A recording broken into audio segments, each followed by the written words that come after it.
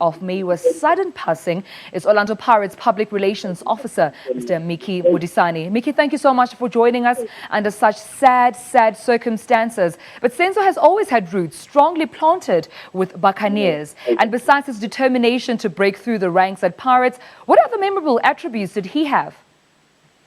You know, what is interesting is, good afternoon to you and also to your listeners.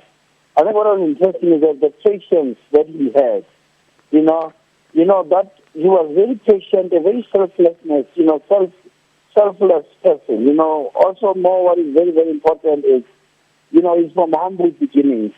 The reason he's made the captain is the fact that he has a very interesting, deeper understanding and is willing to listen.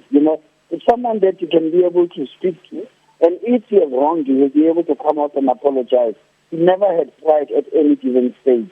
He was one guy that I think, one of those very unique people. That was, I always say, he was an exception to he was one of the best players in the Orlando Pirates fraternity. Based on his emotions, the way he conducts himself, the way that he deals with others. Either being a new player that comes in or either being a senior player. But Senzo always had a way to make the ones who are new to feel at home. Very funny indeed as well. He had a laughter, and that laughter, whenever he bellows it, you will know that Senzo now is feeling great. He's one guy. There's nothing that we like in life. You come across someone who is making it, but someone who is not exaggerating the way he's doing things. Humble, respect, selfless, and also what is important, he had what we call the warmth that not most players have. As you speak, Miki, and that's one thing good. Those are some good attributes that Senzo has. Absolutely, and as you speak, Miki, you remind me of the press conference where Coach Shakes Mashaba, said that he was not only a goalkeeper but a peacemaker.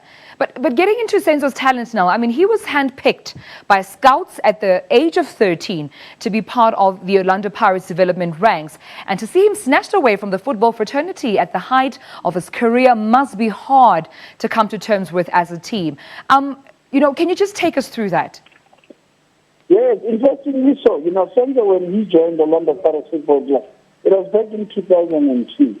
And he was coming from a team down from KZN because he came through for trials and therefore he was therefore picked to become part of the development of Orlando Pirates Football Club. And then in 2005, he was therefore promoted to the senior team. And having said that, he played second fiddle for a very, very long period.